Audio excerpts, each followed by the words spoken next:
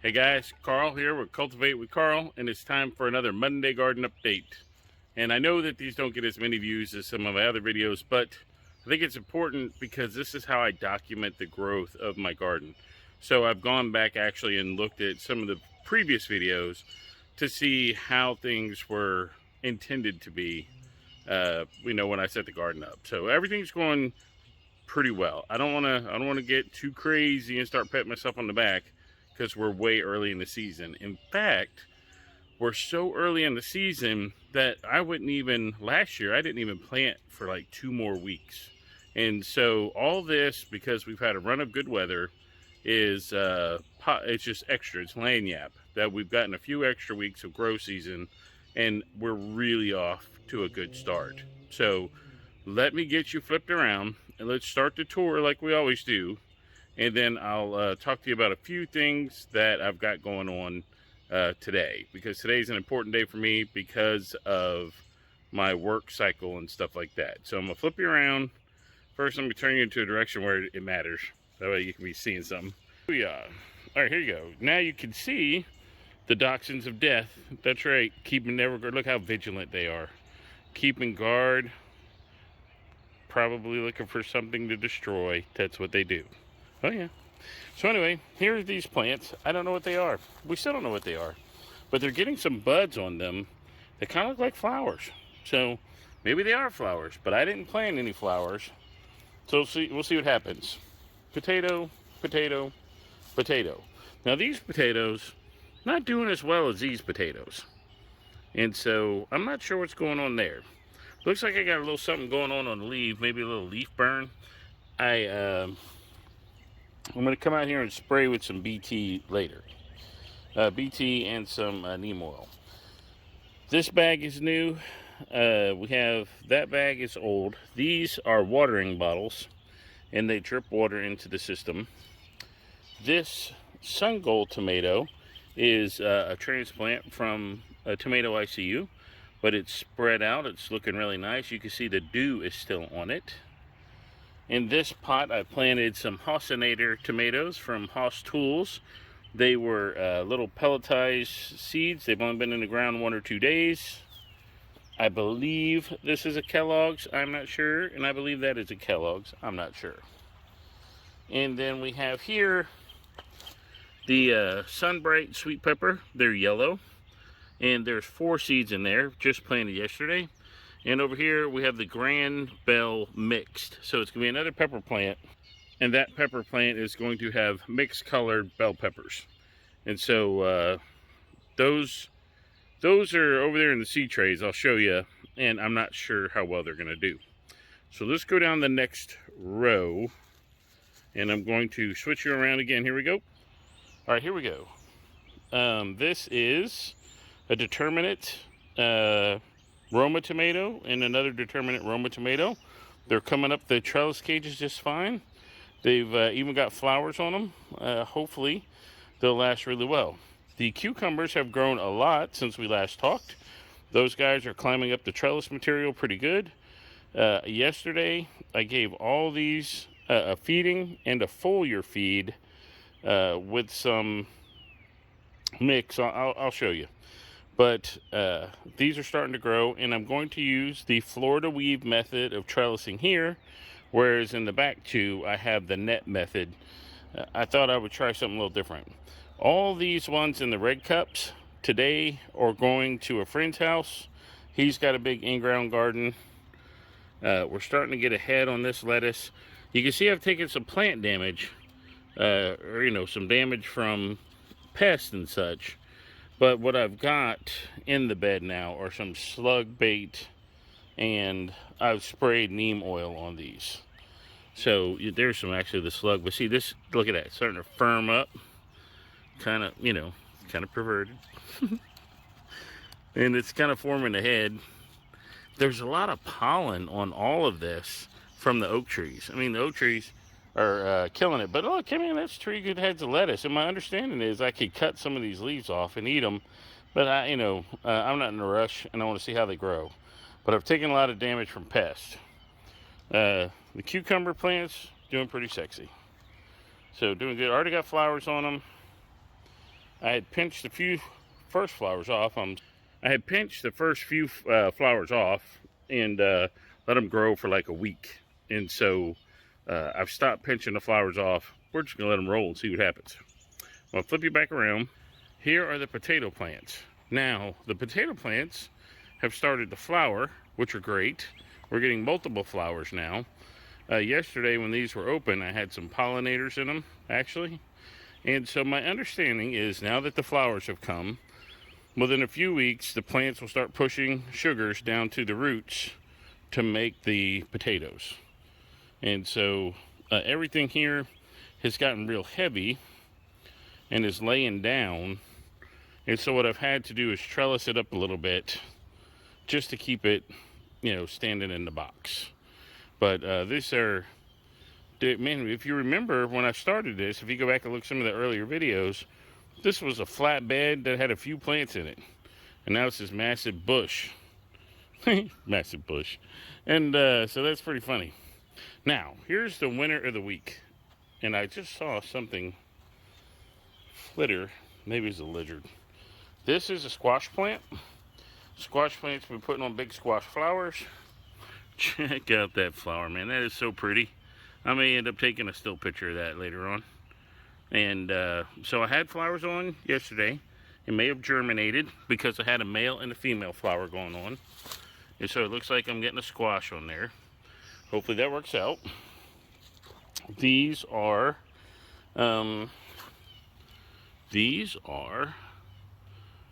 other squashes, summer crookneck squash.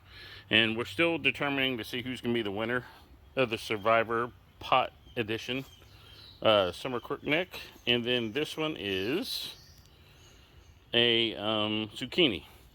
And so these, you can see here, these wine bottles are into my, into that little spike. That spike will put water in the soil as it needs it. So we go over here. These are zucchinis. And see, I'm not real sure why the zucchinis are starting to get little buds on them already. Like, these things aren't that big. So maybe the plants are in distress or something. I don't know. Now yesterday, oh, there's Rube. Hey Rube, what are you eating? So yesterday, these plants, I put a foliar feed of worm casting tea. And so we're going to see what they look like in a couple days. So that'll be that. Let's move over here. This is the pepper bed. The peppers are looking great. I've gotten name tags on them all, so I know what they are. And some of these peppers are starting to get big, get little flowers on them. They've got two little ones right here that are, they were transplants. We're gonna see what happens. If they die, I actually have other plants I could put in there. So this is the pepper bed. Now, I may have to trellis them. I was watching a video on Lazy Dog Farms, and they had their pepper bushes that had grown up so high they had to do the Florida weave, and the bushes ended up being about 3 or 4 feet tall. So I don't know. So I may have to put some trellises on here too, and then we'll see what happens. Now let's look at the carrots. Here are the carrots. Some of the carrots are getting pretty big, the bushes, and it's all these Danvers carrots. The other ones are still kind of small, and they're still packed in there. I haven't cut them, but I understand it's not time to cut them yet. Here I'm going to put some peppers, and then you can see this is just the first gen irrigation system. I still have to clean all this up. So yesterday I mentioned that I did a feeding on all of them. So I did. I went and put some micronutrients in a bottle, and then sprayed them on there, and everything went pretty well. The thing I use is my friend of mine. They've got a big compost earthworm operation, and they gave me some of the Earthworm Compost Tea, and I sprayed it. And where you're going to see the difference it made is here on the strawberries. It made a pretty decent change on the strawberries. So let's flip around and look at them. All right, there you go. They look good. They got a good color. Started to get some flowers in. I'm going to have to pull these back after the sun today, because we have a storm coming in tomorrow. But I mean, these things look night and day different from today to yesterday.